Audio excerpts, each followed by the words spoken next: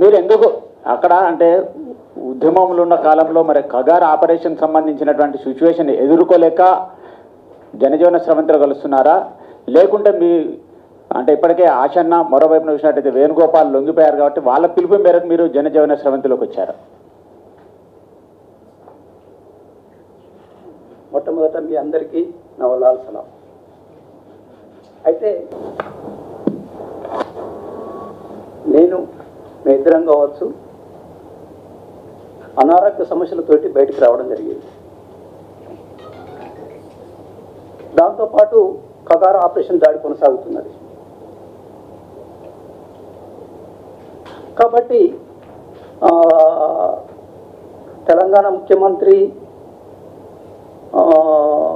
రేవంత్ రెడ్డి గారు, అట్లాగే తెలంగాణ డీజీపీ శివధర్ రెడ్డి గారు కూడా జనజీవన స్రవంతులకు రండి అనేది పిలిపించారు. అట్లాగే రేవంత్ రెడ్డి సారు కూడా నక్సలైట్ మా అన్నదమ్ములే అనేది కూడా మాట్లాడాడు. కాబట్టి ఇవన్నిటిని దృష్టిలో పెట్టుకొని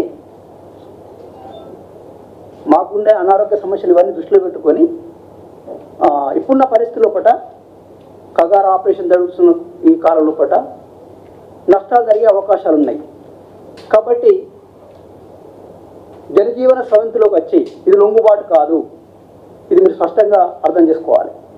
ఇప్పుడున్న పరిస్థితి లోపల మేము జనంలోకి వచ్చి ప్రజల్లోపటికి వచ్చి పని చేయాలని అనుకుంటున్నాం. రేపు ప్రజల మధ్యనే పనిచేస్తాం. ఇప్పుడు నేను ఉదాహరణకు నేనున్నా 1980 ఏప్రిల్ లోపల నేను రిక్రూట్ అయిన పార్టీ లోపలికి. అంటే గత 45 సంవత్సరాల కాలంగా ప్రజల కోసం నేను పనిచేస్తున్నాను. రేపు కూడా ప్రజల కోసం నేను ఉంటా, పనిచేస్తా. రేపు మన ఆచరణ గీటరాయి. నేను ఎలాంటి ఆశించలేదు ఇప్పటికీ. పీడిత ప్రజల కోసం నేను అంకితమై పనిచేసిన, రేపు కూడా ప్రజల కోసం నేను ఈ ప్రజల మధ్యలో తెలంగాణ ప్రజల మధ్యలో ఉండి నేను పనిచేస్తాను. మేము ఇద్దరం కూడా అంతే. ఇంకొంతమంది చాలామంది వచ్చిండ్రు. కాబట్టి మా సిద్ధాంతం అంటే మార్క్సిజం లెనినిజం మావోయిజం సిద్ధాంతం, ఈ సిద్ధాంతం ఓడిపోలేదు, ప్రజల మధ్యలో ఉన్నది. అంటే మావోయిస్ట్ భావజాలం అనేది అది ఓడించడం ఎవరి తరం కాదు. ఇలా మేము కొంతమంది చనిపోవచ్చు, కానీ ఈ భావజాలంతో పనిచేసే వాళ్ళు రేపు పుట్టుకొస్తారు, ఈ సమాజంతో పుట్టుకొస్తారు. అయితే మీరు హింసా మార్గాన్ని వదిలేసినట్టేనా? హింసతోటి సాధిస్తాం అనుకున్న మార్గాన్ని వదిలేసినట్టేనా? మేము ప్రజల మధ్య పనిచేయాలనుకుంటున్నాం, ప్రజాస్వామిక పద్ధతిలో పనిచేయాలనుకుంటున్నాం. పరిస్థితులు మారినాయి. మారిన పరిస్థితులకు తగ్గట్టుగా మేము పనిచేయాలని పార్టీ ఆలోచిస్తున్నాం. అంటే పార్టీలో సిద్ధాంతపరమైన విభేదాలు ఉన్నాయంటారు కదా, ఆ విభేదాలు ఏంటివి, అసలు ఏం జరుగుతుంది పార్టీలో? ఇప్పుడు ఆ విషయానికి సంబంధించి అనుకున్నప్పుడు అవన్నీ ఇప్పుడు లోతుగా అంటే పార్టీ మీకు అందరికీ తెలుసు, మీడియా లోపల చీలిక వచ్చింది క్లియర్, పార్టీ లోపల అంతర్గతంగా చీలిక వచ్చింది క్లియర్. కాబట్టి ఆ విషయాలు ఇప్పుడు ఇక్కడ చెప్పలేను. రేపు నెక్స్ట్ అవకాశం వచ్చినప్పుడు నేను పిలుస్తా, మీరు రండి, నేను మాట్లాడతా.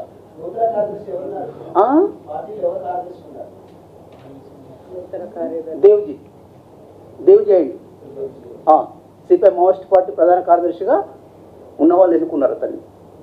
ప్రస్తుతం తిప్పరి తిరుపతి క్లియర్. మరి మావోయిస్ట్ నుంచి బయటకు వచ్చిన వదలవని చెప్పిన దాని మీద మీ స్పందన ఏంటి? బయటకు వచ్చి లింగిపోవడం వదలవని చెప్పేసి కొన్ని ప్రకటనలు వస్తుంది, దాని మీద మీ స్పందన ఏంటి? ఇప్పుడు పార్టీలో చీలిక వచ్చింది, వాళ్ళకి చీలిక వచ్చింది కాబట్టి ఎవరి మార్గంలో వాళ్ళ మార్గం వాళ్ళు ఎంచుకున్నారు. మా మార్గం మేము ఎంచుకున్నాం. నేను మాత్రం సిపిఐ మావోయిస్ట్ పార్టీ లైన్ని నేను సమర్థిస్తున్నాను, దేవ్జీని సపోర్ట్ చేస్తున్నాను, సోలుని వ్యతిరేకిస్తున్నాను అంతే. రేవంత్ రెడ్డి గారి ప్రజాపాలన మీకు నచ్చింది అంటారు?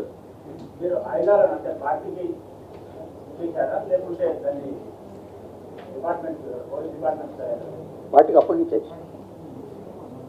గారు ఇప్పుడు మీరు ప్రజల కోసం పనిచేస్తానని చెప్తున్నారు. ప్రజలు మావోయిస్ట్ పార్టీ వెనకాల ఉన్నారని మీరు భావిస్తున్నారా? గత 15 సంవత్సరాల నుంచి రిక్రూట్మెంట్ కానీ ఇతరత్ర చూస్తుంటే మావోయిస్ట్ పార్టీలో చేరడానికి ఎవరూ వెళ్ళలేదని చెప్పేసి డీజీపీ గారు చెప్పారు. వాస్తవం కూడా అదే విధంగా ఉంది.